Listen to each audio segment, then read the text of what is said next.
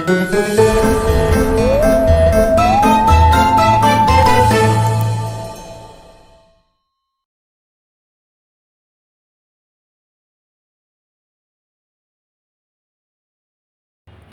Viewers, welcome to Shakti's kitchen Salem. உங்களை நண்புடன் வரவேற்கிறேன். நீங்களாம் எப்படி இருக்கீங்க? நாங்கள் நல்லாயிருக்கோம். இன்றைக்கி நாட்டுக்கோழி வச்சு சீரக சம்பா பிரியாணி செய்ய போகிறோம். அதுக்கு தேவையான பொருள் பார்த்துக்கலாம். பாருங்கள், நாட்டுக்கோழி 3/4 கிலோ நல்லா வாஷ் பண்ணி வடிகட்டி வச்சுருக்கேன். சீரக சம்பா 1/2 கிலோ. இப்போயே அது அரிசி ஊற வைக்கக்கூடாது. வெங்காயம் ஒரு 200 கிராம் பெரிய வெங்காயம் எடுத்து கட் பண்ணி வச்சுருக்கேன். பச்சை மிளகாய் ஒரு 4 கீறி வச்சுருக்கேன்.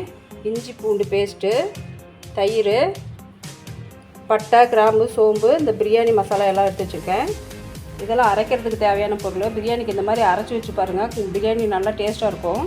கொத்தமல்லி தழை, பெரிய வெங்காயம், 4 தக்காளி பழம், புதினா தழை, பச்சை மிளகா, முந்திரி ஒரு 5-6 முந்திரி எடுத்து வச்சுருக்கேன். பாதாம் எடுத்து வச்சுருக்கேன். இதெல்லாம் அரைச்சிக்கணும். கடலெண்ணெய் ஒரு 200 மில்லி கடலெண்ணெய் எடுத்து வச்சுருக்கேன். இது தேங்காய் வந்து தம் போடுறப்ப ஊற்றி செஞ்சோம்னா நல்லா பிரியாணி நல்லா வாசமாக இருக்கும். வாங்க வீடியோக்குள்ளே போகலாம்.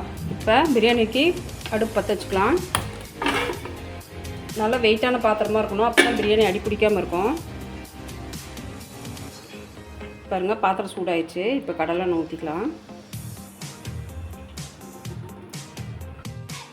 எண்ணெய் சூடாயிடுச்சு. இப்போ அந்த ஸ்பைசஸ் எல்லாம் போட்டுக்கலாம். பாருங்கள், பட்டை, ஏலக்காய், கிராம்பு, மராண்டி முக்கு, கடல் பாசி, ரோஜா இதழ், அன்னாச்சி பூ எல்லாமே, பிரிஞ்சி இலை எல்லாம் எண்ணெயில் போட்டு ஒரு வதக்கி விட்டுக்கலாம். பாருங்கள், எண்ணெயில் நல்லா ஸ்பைசஸ் எல்லாம் வணங்கிருச்சு. இப்போ பெரிய வெங்காயம் சேர்த்திக்கலாம்.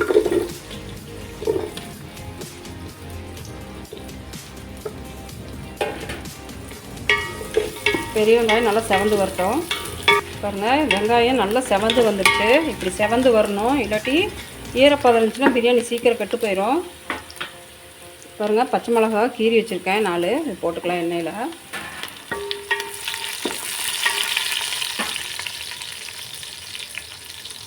இது பூண்டு பேஸ்ட்டு ஒரு 3 ஸ்பூன் போட்டுக்கலாம். இஞ்சி பூண்டு பேஸ்ட்டு தனித்தனியாக போடும்போது டேஸ்ட்டு நல்லாயிருக்கும். இது ஒரு வணக்கலாம் பூண்டை.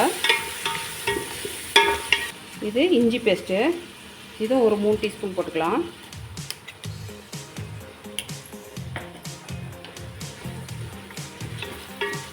பாருங்கள், நல்லா பச்சை வாசனை போயிடுச்சு. இஞ்சி பூண்டு பேஸ்ட்டு பச்சை வாசனை போயிடுச்சு. இந்த சமயத்தில் பாருங்கள், இந்த புதினா தழை, கொத்தமல்லி தழை, தக்காளி பழம், பச்சை மிளகா, முந்திரி, பாதாம் எல்லாம் நல்லா ஃபைன் பேஸ்ட்டாக அரைச்சி வச்சுருக்கோம். இப்போ இதை எண்ணெயில் சேர்த்திக்கலாம். இப்போ இந்த மசாலாவுக்கு தகுந்த உப்பு கொஞ்சமாக சேர்த்திக்கலாம். இது பச்சை வாசனையெல்லாம் போய் நல்லா எண்ணெய் திரண்டு வரணும். அதுக்கப்புறம் நம்ம சிக்கனை சேர்த்திக்கலாம். பாருங்கள், நல்லா பச்சை வாசனையெல்லாம் போய் எண்ணெயெல்லாம் திரிஞ்சு வந்துருச்சு. இந்த சமயத்தில் தயிர் சேர்த்திக்குவோம்.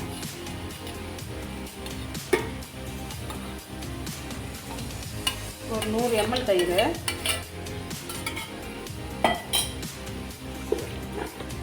பாருங்கள், தயிர் ஊற்றி வச்சு இப்போ வந்து கறியை அப்படியே வச்சுக்கலாம்.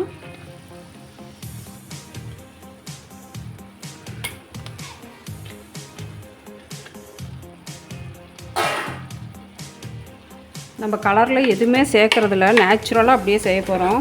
டேஸ்ட்டு நல்லாயிருக்கும். மிளகாத்தூள் எதுவுமே நம்ம சேர்க்க போகிறதில்ல. கறி மசாலா, பிரியாணி மசாலா எதுவுமே நம்ம சேர்க்க போகிறதில்ல. இந்த மாதிரி செஞ்சு பாருங்கள், பிரியாணி அவ்வளோ டேஸ்ட்டாக இருக்கும். சமயத்தில் அரிசி ஊற வச்சுக்கலாம். 2 ட்ரிப்பு நல்லா கழுவிட்டு நல்லா சுத்தமான தண்ணி ஊற்றி ஊற வச்சுக்கலாம். ரொம்ப நேரம் ஊறிச்சுன்னா பிரியாணி கழுண்டு போயிடும் அரிசி. அதனால் இந்த சமயத்தில் ஊற வச்சா போதும். பாருங்கள், சிக்கன் போட்டு நல்லா எண்ணெய் பிரிஞ்சு வந்துருச்சு. ஏற்கனவே நம்ம வெங்காயத்துக்கு உப்பு போட்டிருக்கோம். இப்போ கறிக்கு தேவையான கல் உப்பு சேர்த்திக்கலாம். பாருங்கள், சிக்கன் நல்லா எண்ணெயிலே வதங்கிருச்சு. இப்போ பிரியாணிக்கு தேவையான தண்ணி ஊற்றிக்கலாம். இதில் 1.5 டம்ளர், 1/2 கிலோவுக்கு இதில் 1.5 டம்ளர் இருந்துச்சு. நம்ம 3 டம்ளர் தண்ணி ஊற்ற போகிறோம். சுடு தண்ணி தான் ஊற்றுறேன்.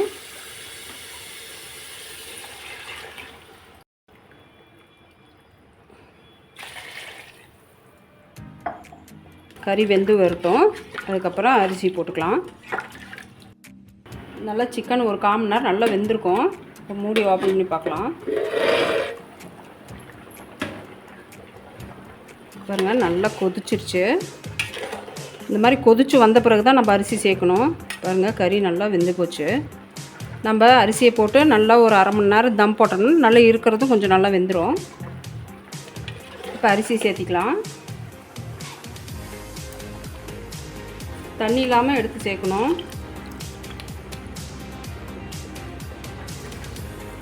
ஒரே முட்டுக்காக அரிசியை கொட்டிடக்கூடாது. இந்த மாதிரி தான் சேர்க்கணும். நம்ம கொஞ்சம் கொஞ்சமாக தான் சேர்க்கணும்.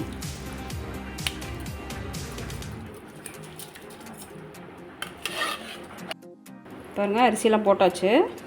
போட்டு நல்லா கிளறக்கூடாது. இந்த மாதிரி தான் பண்ணணும். நல்லா கொதி வரட்டும். ஒரு கொதி வந்தோடனே தம் போட்டுக்கலாம். இந்த சமயத்தில் உப்பெல்லாம் கரெக்டாக இருக்குதான்னு பார்த்துக்கலாம். பத்தலைன்னா இந்த சமயத்தில் சேர்த்திக்கோங்க. நல்லா கொதி வரட்டும். இப்போ தம் போட்டுக்கலாம். பாருங்கள், அரிசி போட்டு நல்லா ஒரு 5 நிமிஷம் நல்லா தண்ணி பாருங்கள் லைட்டாக வற்றிடுச்சு. நல்லா இந்த சமயத்தில் நம்ம தம் போட்டுக்கலாம்.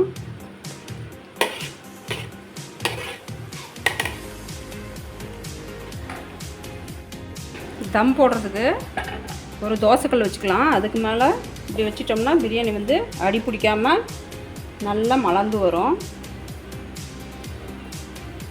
நல்லா சூடேறி ஒரு கொதி வரட்டும். தோசைக்கல் சூடேறி இங்கே பாருங்கள் கொதி வந்துருச்சு. இந்த சமயத்தில் நம்ம இலையை போட்டு தம் போட்டுக்கலாம்.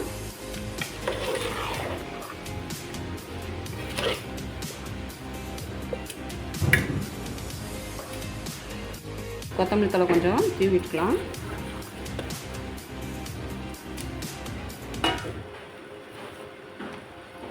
இலையை நல்லா சுத்தமாக கழுவிட்டு தம் போடணும்.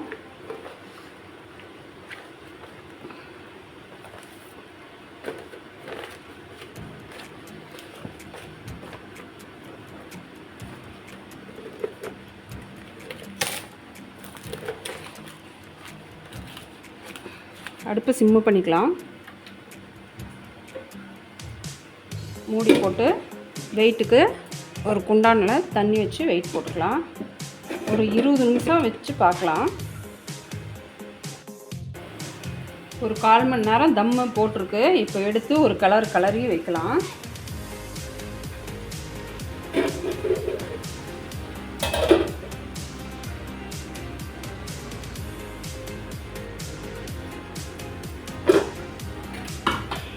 ஒரு பரட்டி அடியில் இருக்கிறது அப்படியே ஒரு பரட்டி விட்டுக்கலாம்.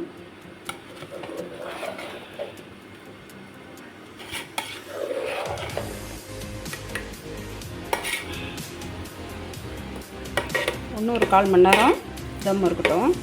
இன்னும் கொஞ்சம் வெந்து வரணும். மொத்தமாக ஒரு 45 நிமிஷம். இப்போ ஓப்பன் பண்ணி பார்க்கலாம். அப்பப்போ ஒரு 2 ட்ரிப்பு எடுத்து நீங்கள் கிளறி விட்டு பார்க்கணும். அப்போ தான் அடி பிடிக்காமல் இருக்கும்.